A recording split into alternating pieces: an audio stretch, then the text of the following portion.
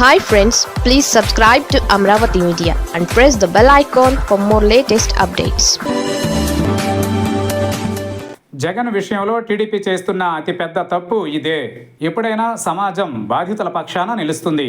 మరీ ముఖ్యంగా ఏ దిక్కు లేని వాళ్లపై సానుభూతి కురిపిస్తుంది. సమాజం ఎమోషన్స్ను గుండెల నిండా నింపుకుని ఉంటుంది.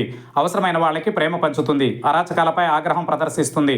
ముఖ్యంగా రాజకీయాలలో ఓటు అనే ఆయుధంతో అరాచక శక్తులపై వేటు వేస్తారనేందుకు ఎన్నైనా ఉదాహరణలు చెప్పుకోవచ్చు. ఆంధ్రప్రదేశ్లో వైసీపీ అధినేత వైఎస్ జగన్మోహన్ రెడ్డి నాయకుడని, అధికార మదం, మీడియా దన్నుతో ఏమైనా చేయొచ్చనే అహంకారంతో కొంతమంది నాయకులు ఎగిరెగిరి పడుతున్నారనే భావన ప్రజలలో క్రమంగా పెరుగుతోంది. తాజాగా రాజమండ్రి రూరల్ ఎమ్మెల్యే గోరంట్ల బుచ్చయ్య చౌదరి మీడియాతో మాట్లాడుతూ జగన్పై అవాకులు చవాకులు పేలారు. గోరంట్ల నోటికొచ్చినట్టు మాట్లాడడానికి ఒకే ఒక్క ధైర్యం, అధికారం శాశ్వతమని నమ్మడమే. కబడ్దార్ జగన్ రెడ్డి, పొట్టేలు తలలో నరికినట్లు ఎవరి తలలో నరుకుతావు? నిన్ను చంపేస్తే తప్పేముంది? నీ విధానాన్ని మేము అమలు చేస్తే తప్పేముందని అడుగుతున్నా. రాజారెడ్డి రాజ్యాంగంతో ప్రజలను వంచి హింసించిన నీ తల ఎందుకు నరకకూడదు అని గోరంట్ల బుచ్చయ్య చౌదరి ప్రశ్నించారు. ఇంకా వైఎస్ రాజశేఖర రెడ్డి, ఆయన తండ్రి రాజారెడ్డిని కూడా బుచ్చయ్య చౌదరి వదిలిపెట్టలేదు. పుష్ప 2 సినిమాలో పాపులర్ డైలాగ్తో జగన్ పర్యటనలో ఫ్లెక్సీ పెట్టడంపై రాజకీయ వివాదం రగిలింది. చివరికి ఆ ఫ్లెక్సీని టీడీపీ కార్యకర్తే పెట్టారంటూ వైసీపీ ఆరోపించడమే కాదు, ఆధారాలతో సహా బయటపెట్టింది. గంగా జాతరలో పొట్టేళ్లను నరికినట్టు నరుకుతామని రప్పా అంటూ ఫ్లెక్సీలు పెట్టారని టీడీపీ ఆరోపణలపై స్పందించాలని మీడియా ప్రతినిధులు జగన్ ప్రశ్నించినప్పుడు ఆయన వ్యంగ్యంగా స్పందించారు. అదేదో సినిమా డైలాగ్ కదా, ఏ సినిమా ఏమన్నారంటూ జగన్ అడిగి మరీ జర్నలిస్టుల నుంచే విషయాన్ని రాబట్టారు. అయితే నరుకుతానని జగన్ అన్నట్టుగా టీడీపీ, ఆ పార్టీని మోసే మీడియా దుష్ప్రచారం చేస్తోంది. ఇవాళ గోరంట్ల బుచ్చయ్య చౌదరి ఒక అడుగు ముందుకేసి జగన్ను దారుణంగా తిట్టారు. ఏకంగా నిన్ను చంపితే తప్పేంటని ప్రశ్నించారు. నువ్వు దొంగ, 420 అంటూ నోటుకు వచ్చినట్టు తిట్టారు. టీడీపీకి నష్టం జరగాలని కోరుకునే నాయకులు తప్ప మరెవరూ ఇలాంటి అవాంఛనీయ, అభ్యంతరకర వ్యాఖ్యలు చేయరు.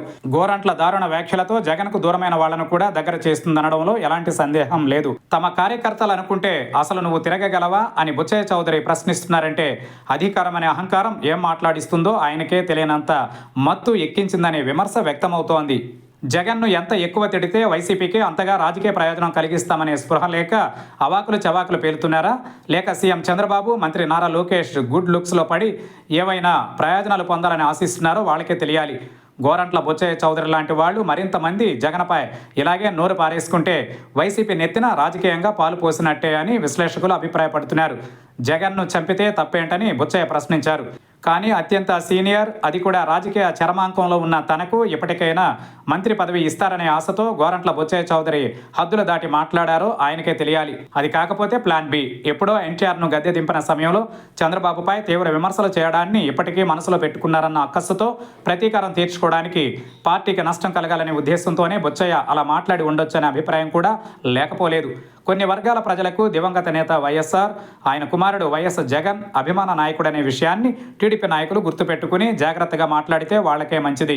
ఇదే సందర్భంలో గోరంట్ల బుచ్చయ్య చౌదరికి అదే రేంజ్లో కౌంటర్లు ఇవ్వడం కాకుండా మరింత మంది జగన్ను తిడితేనే రాజకీయ ప్రయోజనం ఉంటుందని వైసీపీ గుర్తించాలి.